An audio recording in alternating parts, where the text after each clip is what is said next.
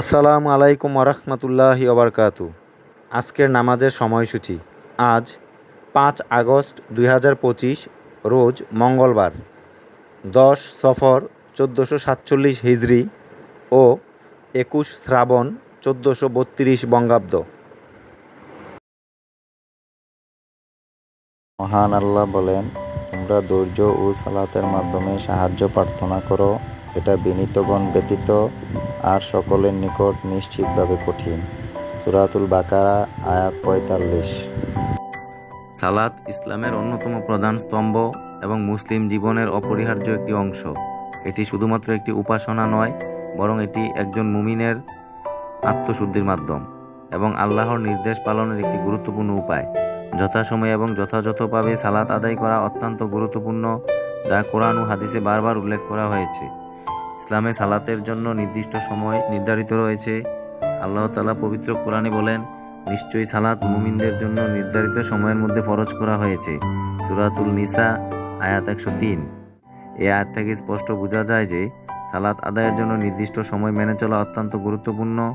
সময়ের আগে বা পরে ইচ্ছাকৃতভাবে সালাত আদায় করলে তা পরিপূর্ণভাবে কবুল নাও হতে পারে।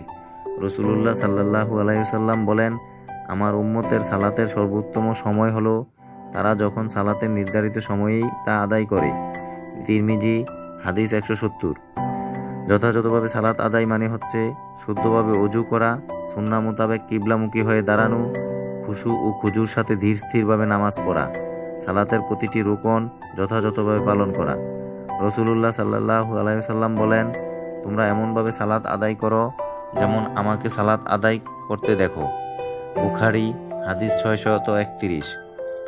রাসূলুল্লাহ সাল্লাল্লাহু আলাইহি ওয়াসাল্লাম অন্যত্র বলেন, অনেক মানুষ সালাত আদায় করে কিন্তু তাদের সালাত থেকে তারা কিছুই লাভ করে না, শুধু ক্লান্তি ও কষ্ট ছাড়া।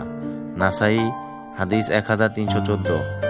এটি প্রমাণ করে যে যথাযথভাবে সালাত আদায় না করলে আল্লাহর কাছে গ্রহণযোগ্য নাও হতে পারে। রাসূলুল্লাহ সাল্লাল্লাহু আলাইহি সাল্লাম বলেন, কিয়ামতের দিন বান্দার প্রথম হিসাব হবে সালাতের ব্যাপারে।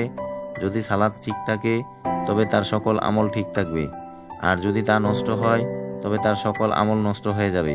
তিরমিজি হাদিস 413। সালাতের গুরুত্ব অপরিসীম। এটি শুধু একটি ইবাদত নয়, বরং মুসলিম জীবনের মূল স্তম্ভ।